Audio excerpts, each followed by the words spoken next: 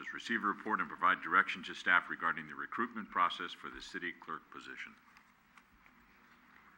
Thank you, Mr. Mayor, members of the City Council. As you doubtless recall, in 2015, the City Council authorized a measure to be placed on the November 2015 general municipal election ballot to determine whether the position of city clerk and also that of the city treasurer, previously elective offices, should be changed from elective to appointive. That ballot measure was approved by the voters, and as of the expiration of the current incumbent's terms on the first Tuesday of December of this year, those offices will convert to appointive.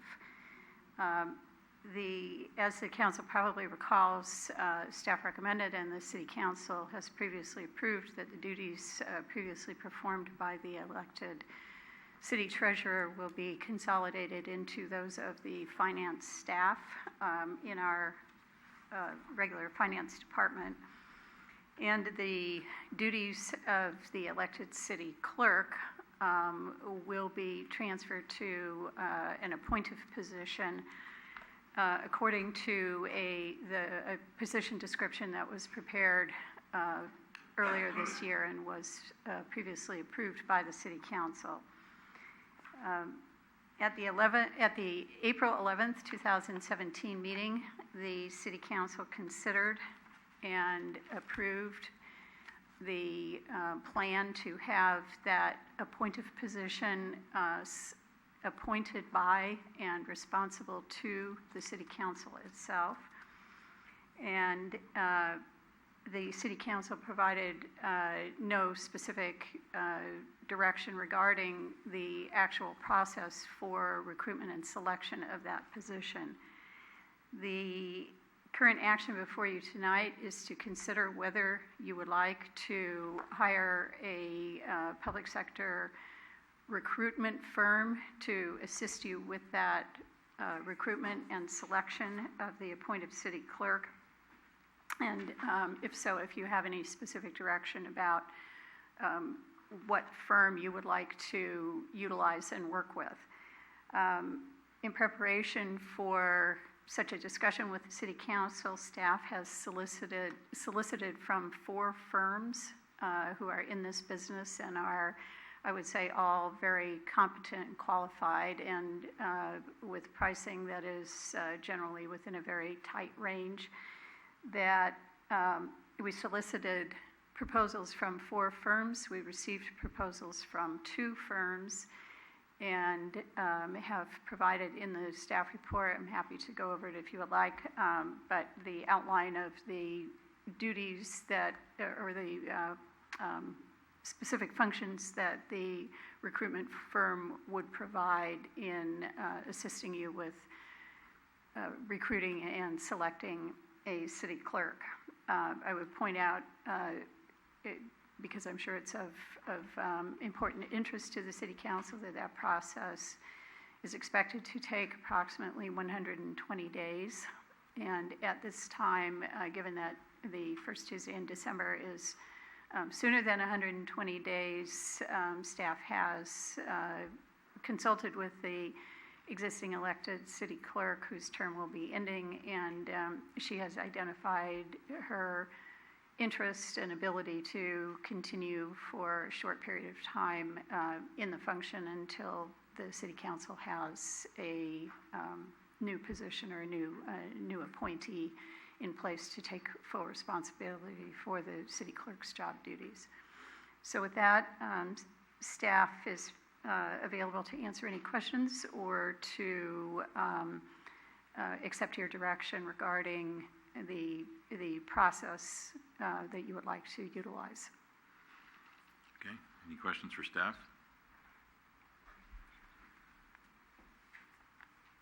I'm going to comment on some of this stuff, and I'm not questioning any of the essential duties and responsibilities, but I do point to the one comment that's halfway down page 2 that says serve as liaison for the city clerk's office with other city departments, divisions, and outside agencies.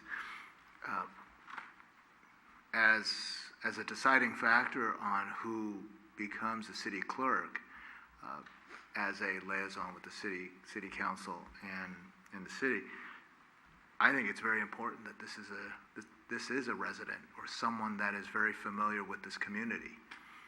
And to have an elected position that has always been a resident, whether it's been a short-term resident or a long-term resident, at least they had, skin in the game and were part of the community.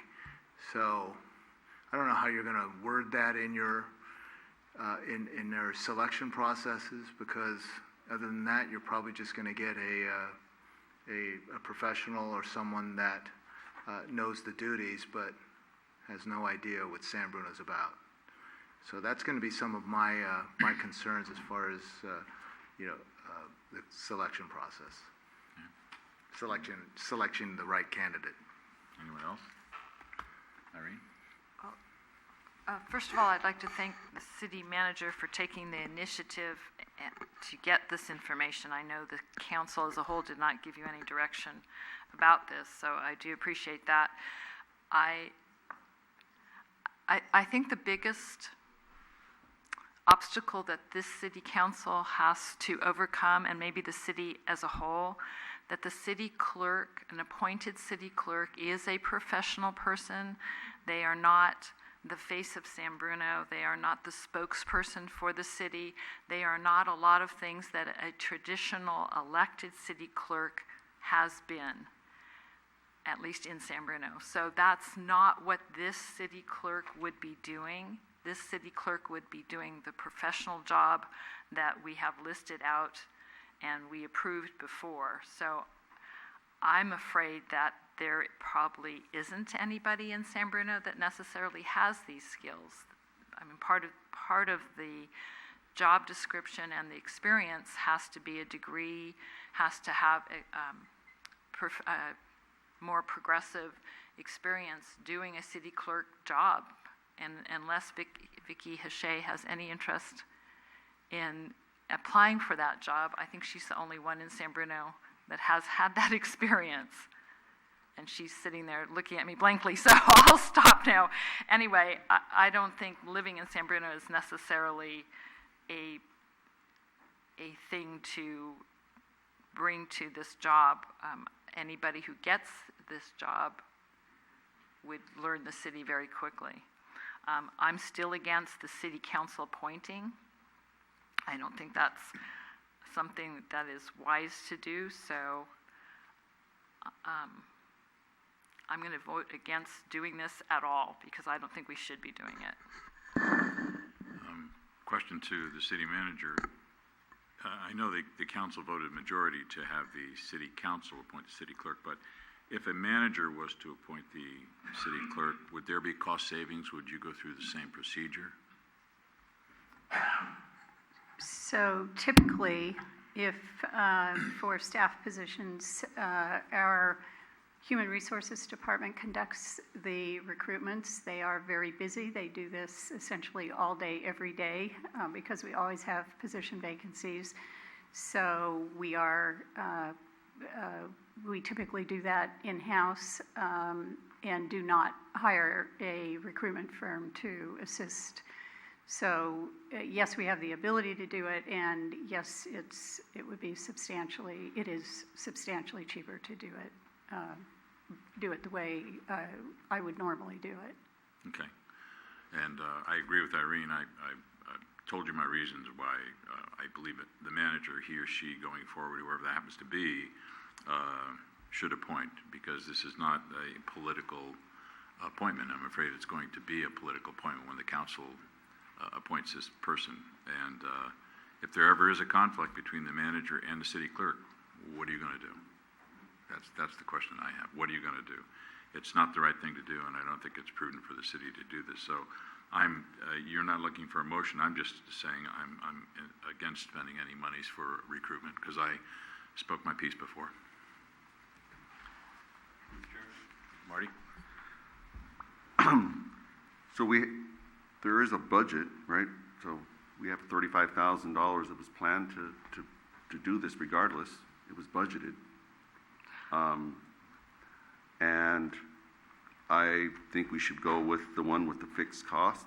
That's Ralph Anderson and Associates.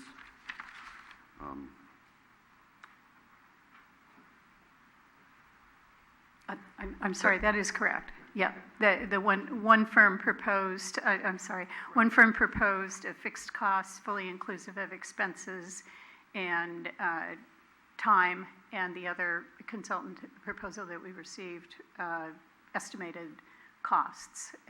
And so the costs you see in the staff report, they're actually pretty close to one another, but one has estimated out-of-pocket costs and one has a fixed fee.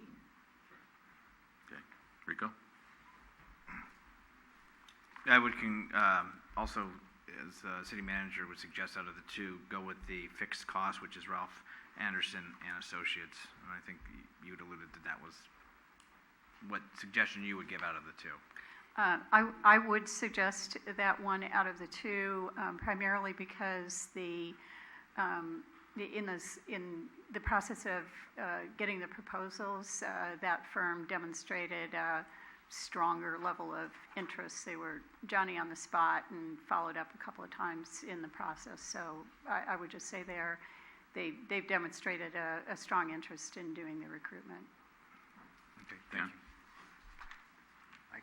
I concur. Okay, so you have your direction? Yeah, if I could just make one comment responding to the council's comments regarding the residency of the city clerk.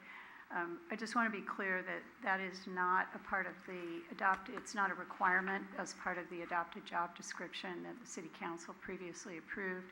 However, what will happen when we bring the recruiter on board is that one of the first things that they will do is sit down with the city council and talk to you about what are your interests in this position, what are the desirable qualities and characteristics of the person that you would eventually like to appoint.